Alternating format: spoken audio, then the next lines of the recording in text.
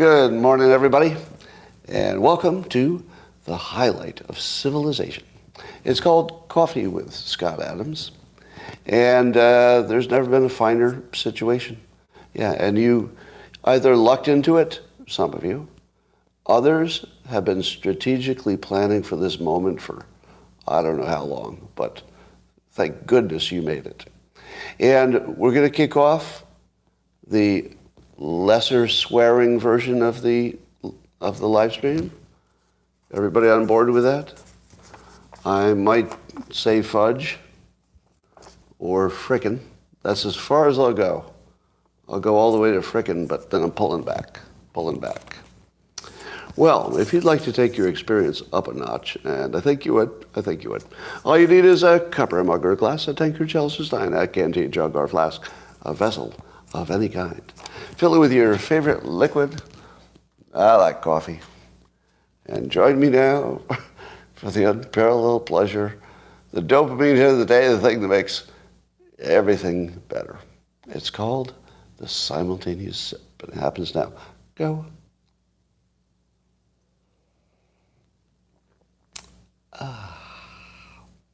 Well, which of the F-word substitutes do you like best?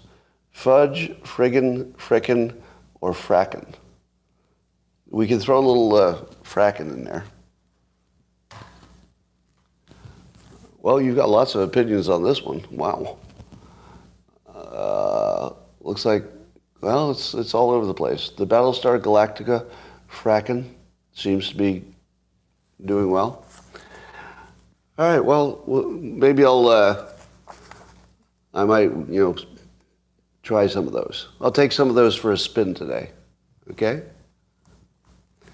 Well, the first frickin' story, no. I'll work on that. All right, I have a media recommendation. Have you all been wondering, Scott, can you please tell us what you would personally like to watch on the television set, and then maybe I would like to watch it too? Don't laugh. Glass Onion on Netflix. So I guess it's a movie, Glass Onion. Now, here's why I recommend it. I've been railing for years about everything that's wrong with movies. This one didn't do anything wrong. No, hold on. I've only watched the first third of it. Already I recommend it. Right? I'll watch the rest of it sometime. But here's why I recommend it. Number one, probably is not really the best show for the younger set. I think maybe this would appeal to people who are used to a certain kind of movie. Here's what I liked about it.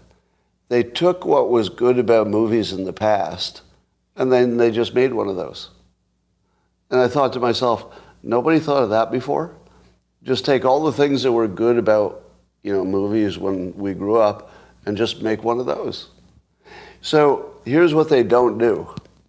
Nobody is tied to a chair to be tortured. Nobody. I know. Is that weird? I don't believe there's going to be a chase scene. I've only seen a third of it. I don't believe there'll be a chase scene. The entire first part of the movie, where usually the first third of a movie is where something terrible happens to the hero. The hero gets divorced, or his family is wiped out, or there's a hurricane or something. But this one's just fun, and there's like some mystery because it's about a little murder mystery, and it's just fun. And it's about characters and actors that you've seen, and a lot of the actors are ones you're familiar with, so it's just sort of fun to see them all in the same place and stuff. And it's sort of the perfect empty calories. Now, here's what will never be true. It's not going to win any awards. No awards will be won. All they did was make it incredibly consumer right. They made something for the customer. So therefore, it cannot win any awards. Because the awards are won by people who make movies for other people in the movie industry. So people could say, my God, your acting in that role that made me feel terrible the entire time I watched the movie. But wow, did you act well. You acted so well that I had a stomach ache when I left. I felt so bad for you. But this movie just doesn't have any parts in it that I don't think.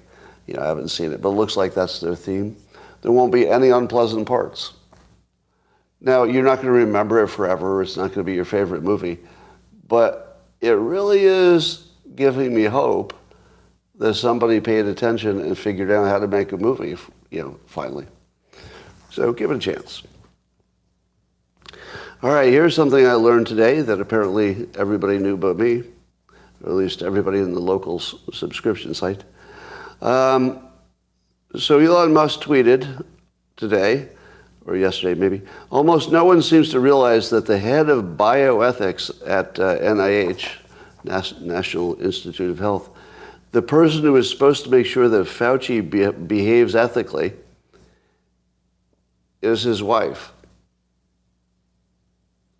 Now, how many of you didn't know that like me until today? How many of you also didn't know that till today? Now, it sounds like a joke, doesn't it? It literally sounds like a joke. I heard Elon Musk say the other day on some podcast or something, he said that every conspiracy theory about Twitter turned out to be true. And he laughed because he couldn't think of any conspiracy theories about Twitter that weren't actually demonstrated to be true. And this one is crazy. It's crazy. Now, I don't think it necessarily made any difference. Like, I'm not going to say that, if that had been different, we would have seen Fauci in a different light. I doubt it. But just the fact that person, his wife, was in that job, that's just too everything, isn't it? That's just too much of everything. How could that possibly be true? I don't know how many times I've been saying this lately. I'll just look at something that's definitely true, and I'll just say, how could that possibly be true? How could it possibly be true that the number one person who's being questioned on ethics, his wife is in charge of his ethics? Like, there are 8 billion people in the world. The odds of that were low, but maybe they were high, given the way things work out. All right. And then Musk seems to be, he's directly accusing Fauci of gain-of-function research, which is another way, Elon Musk says, is another way of saying bioweapon. And then he notes that Fauci authored the 2012 paper arguing for gain-of-function research, and that, now this is all what Musk is tweeting. I'm not saying all this is true. I'm just going to say Musk is tweeting it, right? And Musk said that Obama wisely put this on pause, meaning the gain-of-function research, but Fauci restarted it. Now again, I don't know if that's true. Like, I think Fauci would argue it's not, there's some indirect thing, but not a direct thing. I don't know. And despite these glaring issues, Twitter, nonetheless, so at Twitter, there was an internal Slack channel where they communicate with each other on this little channel, unironically called the Fauci Fan Club. So within Twitter, there was quote, a Fauci Fan Club, and they had their own Slack group. And Elon Musk just basically thinks it's funny. He just laughs at his own company that he bought. All right. I don't know if this is the favorite story of the day, but you all know the Congressman Santos, the Republican who just got elected, and then apparently we find out that he didn't have the education he said. He didn't have a college degree. I think he didn't have one. He said he did. Didn't work at 2 prestigious places that he said he did. And I think there were a bunch of other lies. So basically, he just totally lied and got elected anyway. Now, there are a few ways to go on this story. Number one, the question is, should Republicans try to take the high road, and even though the Democrats are full of liars, should they say, no, we cannot have a liar in our midst, so we've got to get rid of him? Or do they say, no, things are so tight, we need every vote we can get, and everybody's a liar, so, what's the difference? And I have to admit, I was sort of going back and forth this morning, trying to decide which one made sense. I was thinking, well, I do like making a point of it, because it'd be a good way to establish, Republicans as at least trying to be more honest. But on the other hand, I can certainly see the raw power argument, and Congress is mostly a raw power situation. So, playing within the rules, everybody lies, he lied, no big deal. But here's how I made my final decision on this. I think he should keep his job as opposed to resigning. And here's why. Do you know how entertaining it would be to hear the other members of Congress argue that they just can't have a liar in their midst? You tell me that wouldn't be funny every time. I don't care who says it. I don't care if the Republicans say it. I don't care if the Democrats say it. As long as they're members of Congress, I want them on video saying we have to get rid of the liars in Congress. I just want to see that. That's all. I would personally find that very entertaining, no matter how many times I saw it. And I don't need to point out the hypocrisy, right? So we don't need to point that out. I can always tell the people who believe what they read on Reddit. They come over here with some rumors about me that are almost always out of context or untrue. It's always the Reddit people.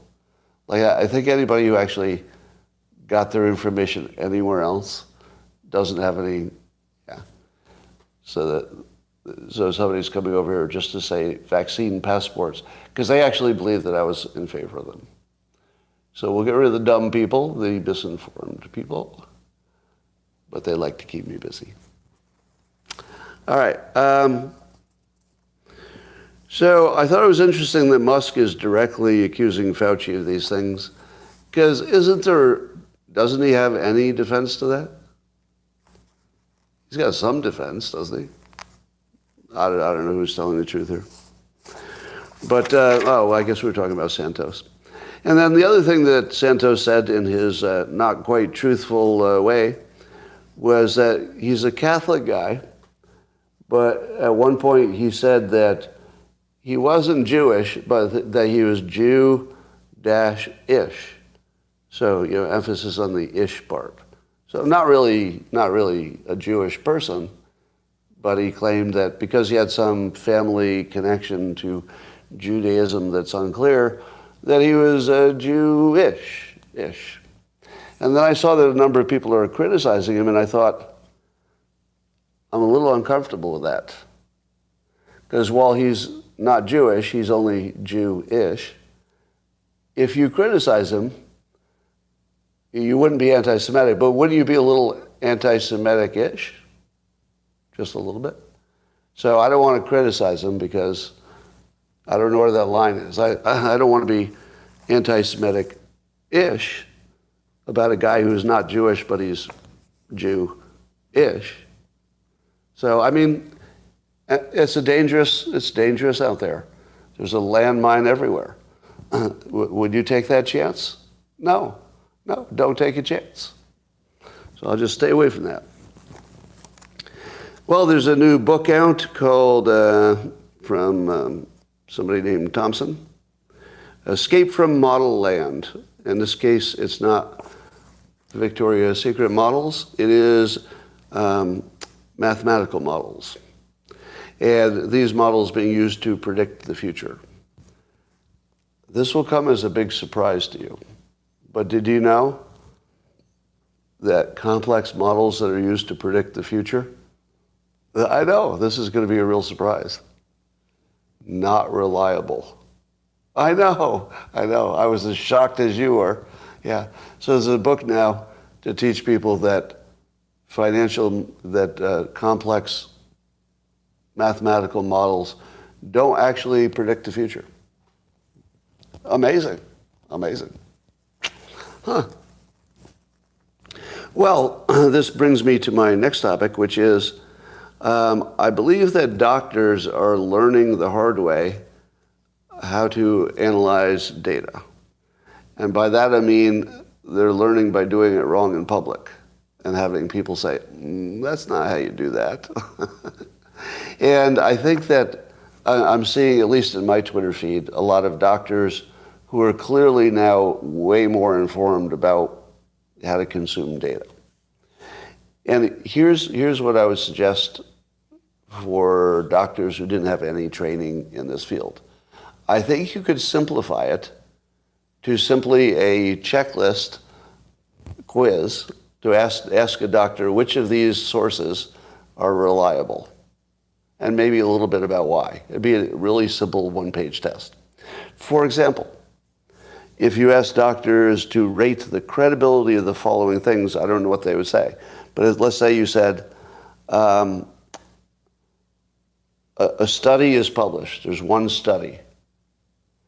It's not a randomized controlled trial, but it's just one study in a publication. It's published, it's peer-reviewed. What level of confidence should you put on one study, not a randomized controlled trial, but it's peer-reviewed and it's published? Well, the right answer is less than 50%, because about half of them get retracted. But of the ones that don't get retracted, how many of those are bullshit too?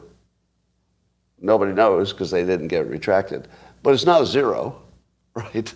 So it could be that something in the order of 25 to 50% of studies that are peer-reviewed and published turn out to be true or useful. So would a doctor know that? And well, some would, of course. But how many doctors would know that being published means it's usually untrue? I'll bet most would say, well, it might be false, but if it got published and is peer-reviewed, it's probably true. But actually it's the opposite. It's probably untrue. So would they even know which way it goes? Would they know it's probably untrue? Or would they just assume it went through the steps to validate it a little bit? So it's probably true, but maybe not. It's a big difference, because that might be the difference between an off-label treatment or not. How about this? How about a retrospective study? A retrospective study. Would somebody be able to know the value of a retrospective study? Now that's where you didn't do a study in advance, so you have to look at it after the fact. And so you say, okay, these people did take this, and they had these outcomes, so it must have been because they did the thing. Now that's different than saying it in advance. If you say in advance, we're going to test this thing, and we think it's going to have this outcome, that's a far more reliable way to go. But if you only did it once, and nobody reproduced it, you're still not where you want to be. Right? Looking backwards is going to be less reliable. Right? Would you all agree? Looking backwards as opposed to establishing a test where you can look forward and find out if your guesses were right. There's a big difference. All right, how about this one? A 10-year projection, or even a 3-year or 5-year. How about just projections that are based on good, solid data and experts making, the projections are usually ridiculous, right? Usually ridiculous. How about the VAERS report? If the VAERS report is sending a really strong signal, what's that telling doctors? Well, I know that many of you disagree. Many of you would say, whoa, there's so many on there about COVID in particular. You would say, well, I realize it's anecdotal, but there's just so many on there that's telling you something. But not really. It isn't. It is telling you might want to look into it. So it's not to be ignored. That's why it's there. It's not there to be ignored. But you don't know for sure just from the VAERS report. How about A really good randomized controlled trial. How much should you trust it? A really good randomized controlled, blind trial. Do you know what's missing? Who funded it? Who funded it, right? If the only thing I told you is there was a randomized controlled trial, the amount of credibility you should put it in is none. Literally none. Would you agree? The gold standard in science is a randomized controlled trial. If the only thing you know is that one happened, the credibility should be zero. Now, that's not something I don't think doctors would agree with. I think doctors would say, well, that's actually our best evidence. We do everything based on that. That should be the best evidence. No. If you don't know who funded the trial, you don't know anything. That's something we learned, right? Now, suppose you knew that it wasn't funded by the pharmaceutical companies. What then? You don't really know that. See, it's a trick. I tried to trick you. What if you know it was not funded by the pharmaceutical companies? You'll never know that.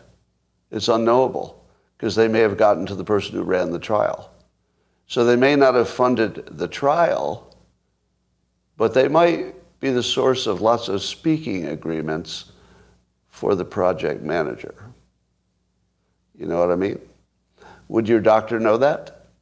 Would your doctor know that, yes, it was funded by this, maybe the government, but would they know that the project manager makes 40% more than his normal income by doing speeches for that pharmaceutical company? You would have no way of knowing that. Right? So what we used to think was the gold standard of science is closer to a coin flip. You don't really know much of anything unless you know who funded it or how everybody's making the money. And if you only have one of them, you wish you had two, right? So if you only have one, you're automatically shaky compared to at least two. How about how about any study that the big pharma does itself? Should you believe it? Because that would be the basis of all vaccinations, childhood vaccinations, right? Aren't pretty much all childhood vaccinations based on big pharma's own studies? I'm just guessing. I don't know if that's true. Now, presumably there would also be other studies by now, but mostly they were approved based on big pharma's own studies, right? I guess that's more of a question than a statement. I mean, I assume that's the case. So, and then what about metadata studies or meta studies? What about a meta-analysis? Should doctors trust them? Because a meta-analysis looks at all the studies or all the relevant studies. So, yeah, they could be the best or they could be the worst, but you don't know in advance. So the weird thing about a meta-analysis is it could be exactly right, but you would have no way of knowing just because you did it or you knew some details. You wouldn't know, but it could be. So it doesn't matter what it says. You don't know which one is the right one and who cheated on what's in the analysis and what's not in the analysis. So meta-analysis, pretty low credibility. All right. Question. How many young Americans do you think would meet the fitness and health requirements to join the American military? What percentage? What percentage of... I wasn't even doing it this time, and you still got the right answer. It's 23%, about a quarter. I always do the asking people to guess what the poll results are, because the running joke is that 25% of the public will get every question wrong. Every poll question. 25% will have the dumb answer. Well, when there's one that's like clearly the dumb answer, 25%. But this has nothing to do with this. This is health and fitness. But only 23% of young Americans meet the fitness requirement of the military. Now, allow me to do an old man thing. I'm going to do a grandpa thing. in my day, I feel like it would have been 75% of the kids I went to school with. Now I'm talking about the boys. Wouldn't you agree? Things have gone downhill that much that only 23% could pass the physical? And maybe, do you think I'm remembering wrong? Could be false memory. Because there weren't that many kids in my class, so it wasn't a good. But 23%? Really? That's all? I'm going to shock you a little bit more in a minute here. So obviously the military is having trouble recruiting. But one of the things that the military has decided to do is to reduce their standards for mental health. So before they were pretty tight, you couldn't have any, at least any recent, medical health problems. But now they're going to loosen that, and I think ADHD is now going to be considered not a problem if it hasn't been a problem recently, and I guess if you're treating it medically. I wonder if there could be any risks to having more people with mental problems in the military. What could go wrong? What could go wrong? All right. Have you ever heard of, there's a movement called TradWives? I just read about this on CNN like a minute before I went live. Have you ever heard of TradWives? It's supposedly a growing theme. The trad is short for traditional, and they're modeling after the 50s, stay-at-home housewife kind of thing. And there's some number of people who like the aesthetic. So they like the way they dressed and sort of the way they treated their husband as the boss of the house, I guess. And so it's some kind of growing thing. Now, related to that but separate, I've told you there's a whole bunch of relationship experts talking about what does and doesn't work these days. But I've watched a number of these relationship experts who have the same line of thinking. And I don't know what's wrong with it. So I'm going to test it on you. And it goes like this. If you're a woman and you're looking for a guy, correct me if I'm wrong, these are the standard things that women are looking for. Now, and these are the things that they say most often. Now, every woman is different, right? Every man is different. So this isn't all people. It's just sort of a generality. But here are the things. All right. And this will be a little quiz for you. Women usually like taller men, over 6 feet tall. What percentage of American men are over 6 feet tall? Go. What percentage of American men are over 6 feet tall? Your guesses are unusually bad. Unusually bad. If I average your guesses, I think they'd be right. The answer is 14.5%. Right. So if you're a woman, on your first filter, your first sort, you've eliminated 85% of all men, because only 14.5 are above that height. Right. Now, if you go up to 6'1", do you know how fast that drops? You get down to 1% really quickly.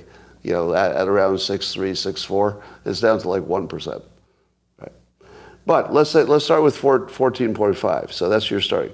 Now, most women want a guy who can provide, right? No matter how modern the woman is, they still like the guy to have a job that's serious. So how many men of any height, just men in general, American men, how many have an income over $100,000 a year? How many men? This is married, unmarried, just men. The answer is 13%. 13%. So if you were just simply going to find somebody who is tall and made over $100K a year, the math of it is you would multiply the two percentages together. So if you multiply 14.5% times 13%, it starts getting really small really fast. Right? And that's just two filters. Here's some more. Suppose you wanted a guy who was going to be faithful, basic, right? You want a guy who's not going to cheat on you. But he's also over 6 feet tall and he has a good income. What are the odds of somebody who is tall and has a good income, meaning the most desirable man? What are the odds that he will be faithful to one woman over a relationship? Let's say charitably 50%. Charitably, right? Just so it doesn't sound too terrible. I'll say 50%. So that you would also multiply that by the percentages. How many women would prefer a beta male over an alpha male? Almost none, right? So women would also want somebody who projects at least an alpha male. How many men project an alpha male persona, percentage-wise? I'm gonna charitably say half. Would you accept it? Charitably half? Most of you think way less than half. But let's say charitably half. Right? So that cuts in half again the number of possibilities for the women. Do you think the women care if the man has an addiction to drugs or alcohol or a mental illness? What percent of men don't have an addiction or a mental illness? Again, I don't know. Maybe half? Would you say half? Just say half just so we can do the math, right?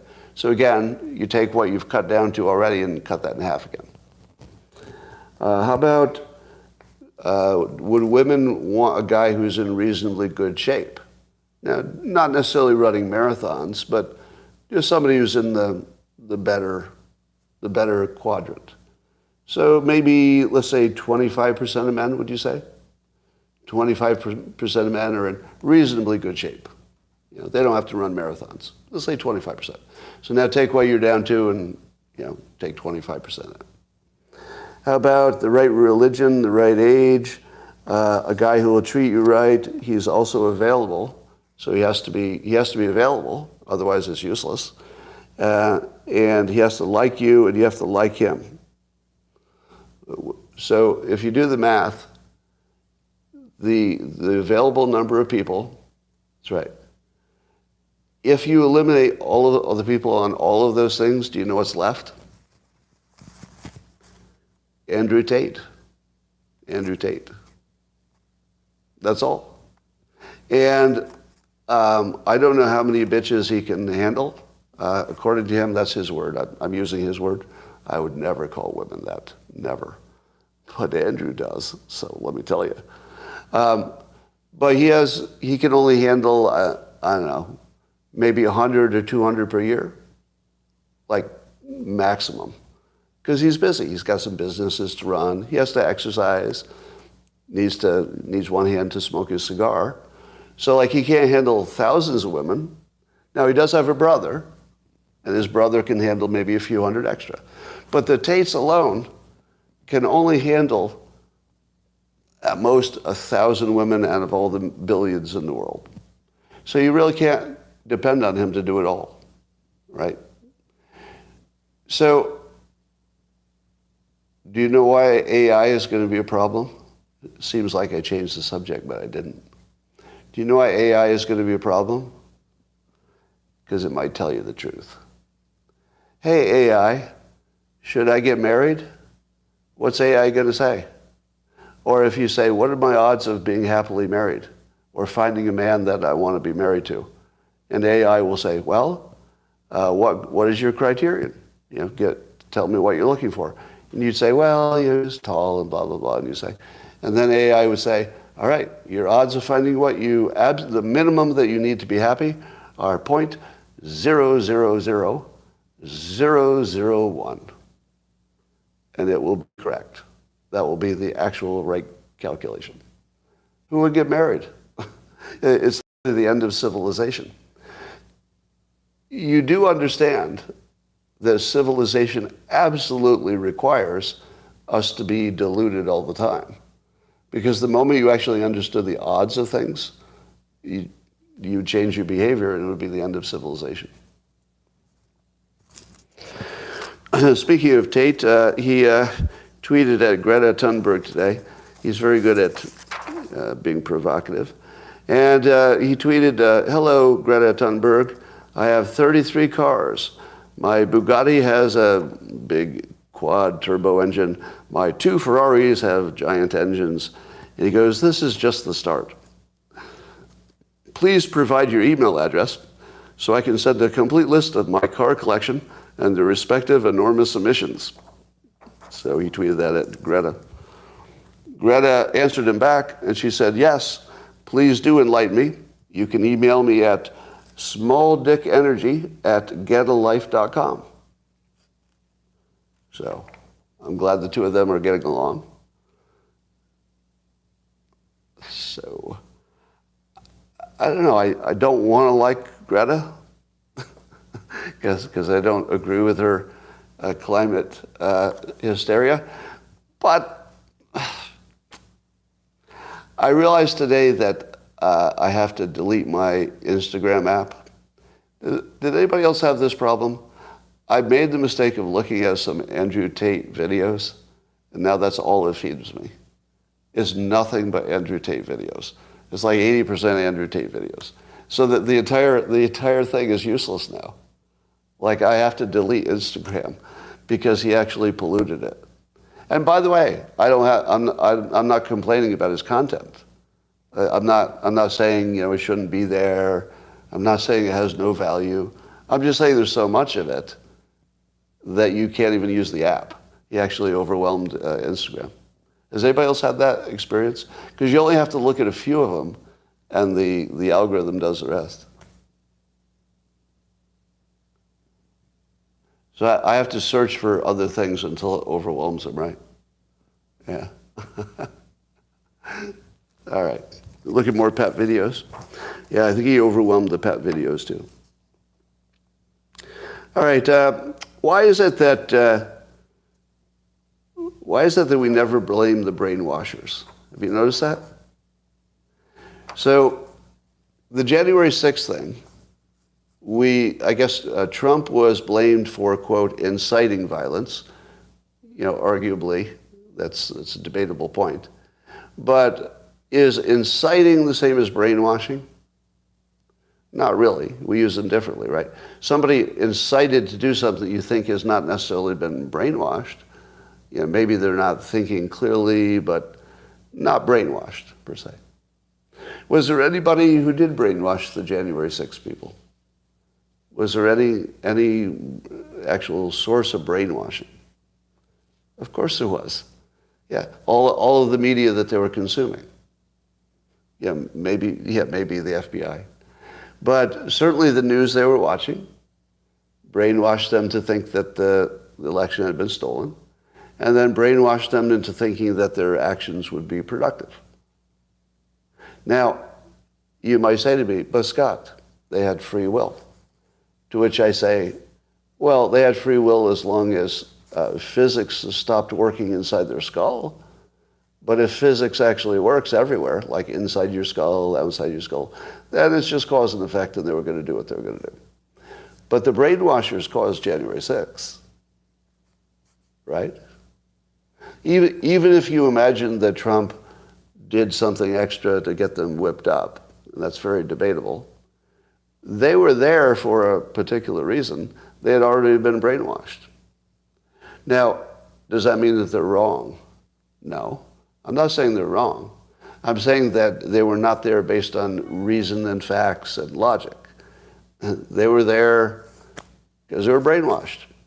Do you know why the people who observed it believe it was an insurrection instead of a protest?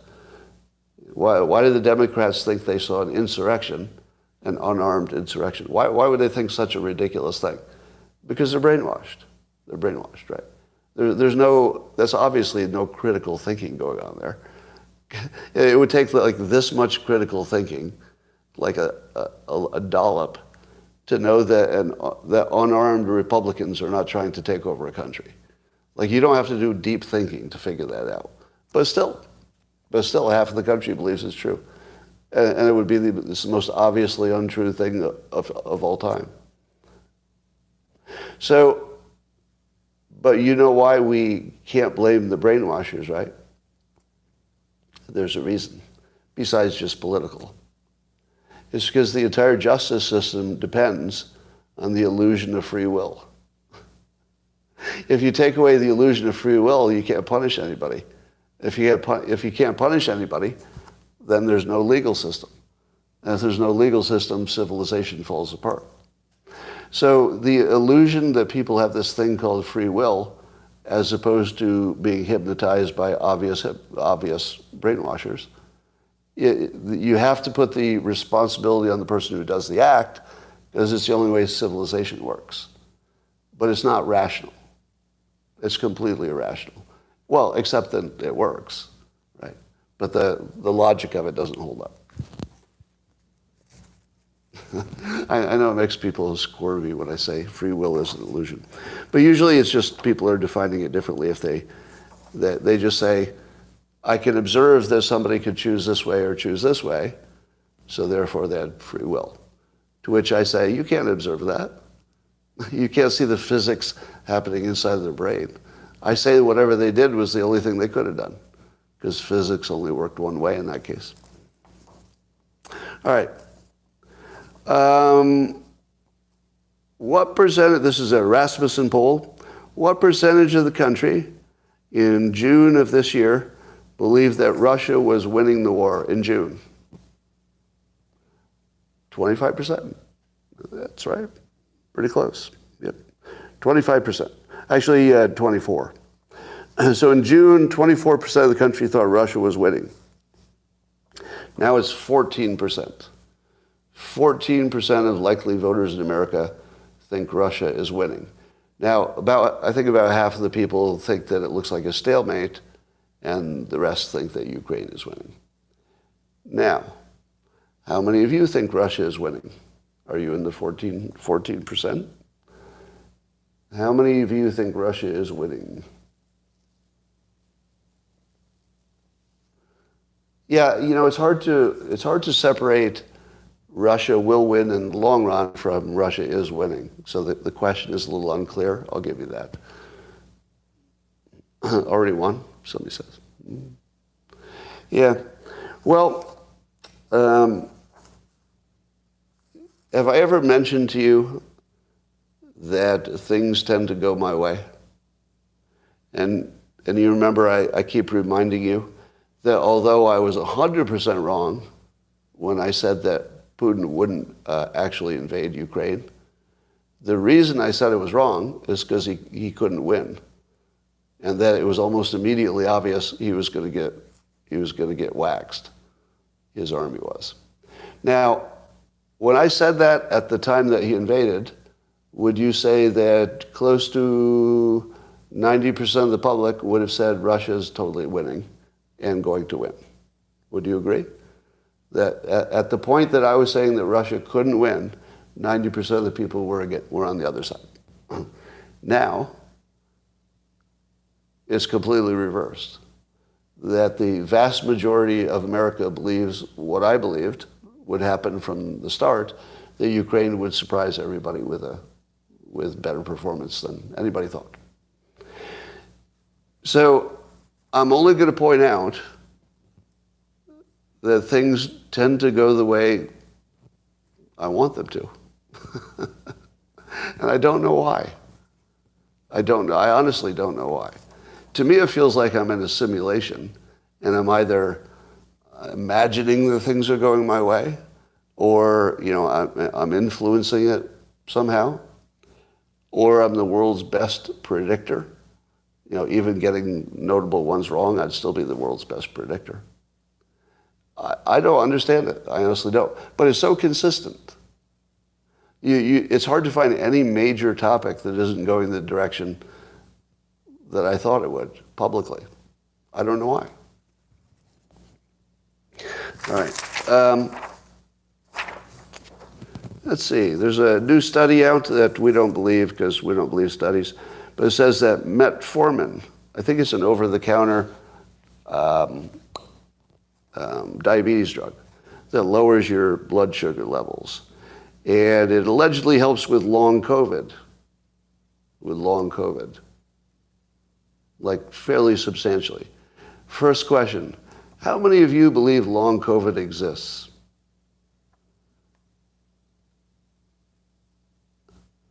because I had to do a Google search today. Because, in the beginning, people were saying there'd be this long COVID. And then there was a period where we weren't sure if it was real. And I didn't know where that ended up. So if you do a Google search on is long COVID real, Google will, I'll only just tell you what the search reveals. I don't know what's true. But the search reveals that most of the media is saying long COVID is real. The studies say it's real. But at the same time, there are studies saying it's not real in the same time period in April, May of this year. So there's a little bit of a difference, but overwhelmingly Google will say it's real. Doesn't mean it's real. Just Google will say that. Now, is it interesting that metformin lowers blood sugar levels? Because we knew that the diabetics were having the worst time with the COVID, right? Wasn't diabetes the number one comorbidity, sort of co-comorbidity with obesity at the same time, I imagine? So is sugar the villain in everything? Like I saw some experts saying that it wasn't the lower blood sugar that makes the metformin work, if in fact it works. There was some other mechanism. But I'm not sure I believe that. Because the thing that we keep seeing over and over again is that having too much sugar in you is just always bad for everything. Am I wrong about that? There's like almost no exception, right? Did you put sugar in your body? Yes. It's bad for you. I mean, except for normal carbs and stuff, of course. So, I don't know, that would be my guess without any medical training, that if everything that's adds sugar is bad for you in every possible way, and everything that decreases sugar in your body is good for you in every possible way, I would think metformin would work. So I guess I'll believe this one because it matches my presumption. That's as good as you can do. So I heard Dr. Robert Malone, famous co-inventor of the mRNA technology, and a famous critic of the lockdown and vaccination kind of regimen. And he told his reasons for getting vaccinated, because if you didn't know, he's vaccinated. He gave two reasons. One, concern about long COVID, as opposed to concern about dying. And he believed he actually had long COVID. And at the time, it looked like a vaccination would reduce your long COVID symptoms even after you had the long COVID. Now, he's not so sure that's true anymore, but a Google search suggests that Google is telling you it is still true a little bit.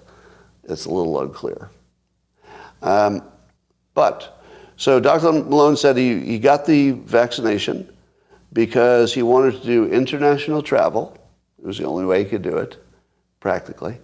And he wanted to reduce his risk for long COVID. Does that sound familiar? Is there anybody else you know who made a decision exactly the same, and about the same time? Yeah, I did. So for those of you who are here to tell me I made the wrong decision, you could be right, but I need you to know I made exactly the same decision as the world expert critic of the vaccinations. So the smartest person in the whole world on this topic made the same decision I did because he was working with the same data as we all were. So somebody says copium. Kyle says that agreeing with the person that you believe is the best source, that agreeing with your expert is a bad decision. That's your point of view.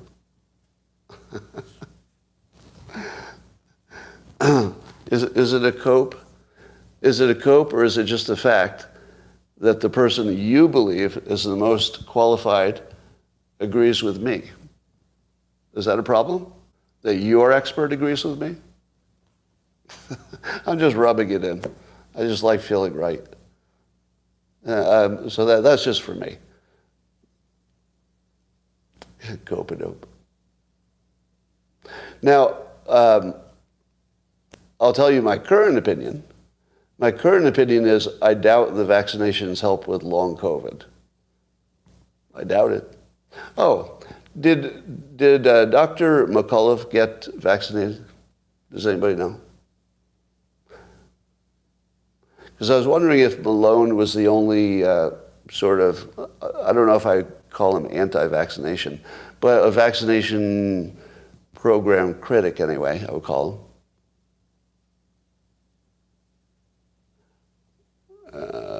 Okay, so McCullough didn't. And he got COVID though, right? Did McCullough get COVID? I assume everybody did at this point. Don't know, don't care. All right, we'll look into that, or I will. Well, ladies and gentlemen, we're still in the slow week of news. Somebody says yes, he's vaccinated,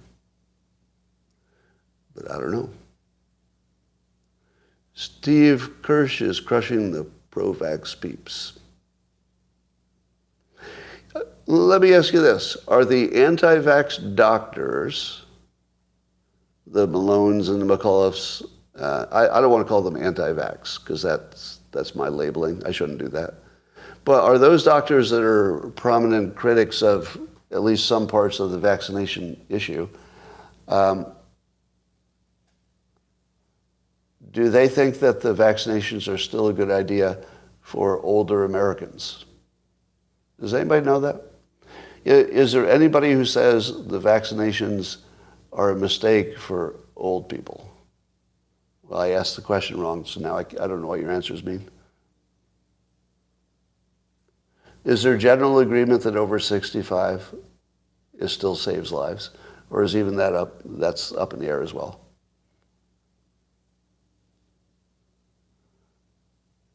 So Malone thinks older people should get it. Oh, even Kildorf and Badekar think it's okay above 65. Okay. So you're saying that even the biggest critics would agree that I should have gotten vaccinated. Is that true? Is it true that the biggest critics of vaccinations, the most expert people, believe I made the right choice? So the only people who don't believe that I made the right choice for myself are the people who don't believe their own best experts. So the people who believe they're experts believe I made the right choice. But the people who believe that the people that they trust the most are not credible would think I made a mistake. And by the way, I don't know if I made a mistake or not. How would I know?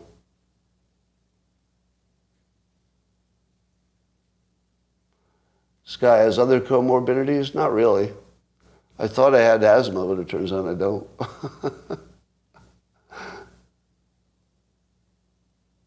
Yeah. All right. So as long as you all agree that I made the smartest decision that anybody could have made in my situation. And I think now that you all agree with that. I remember that a lot of people were mocking me until they found out that I made the choice that their experts would recommend. Not me. I only did what my critics, godlike experts recommended. So that's all I did.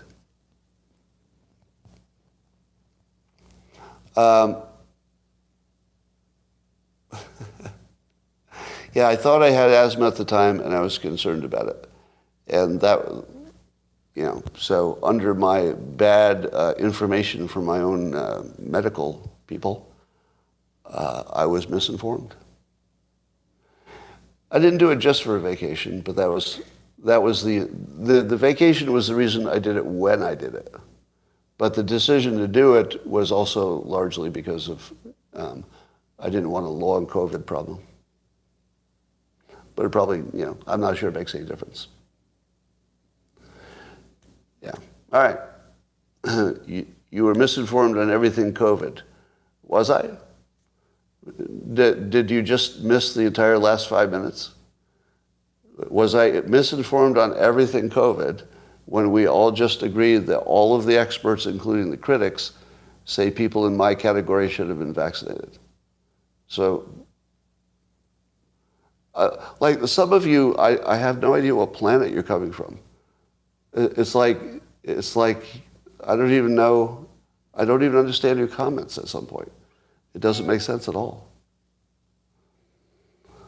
All right. You got a lot quieter, didn't you? You know, if you told me that that at the end of this year, I would be arguing that Dr. Malone should be totally believed because he agrees completely with me. You didn't see that coming, did you? I didn't see it coming. I thought I was all on my own here. Honestly, I thought I was just on my own here. All right. There's nothing else to talk about in the news unless you know something. So I'm going to go talk to the locals people. So YouTube, I'll talk to you later. Thanks for joining.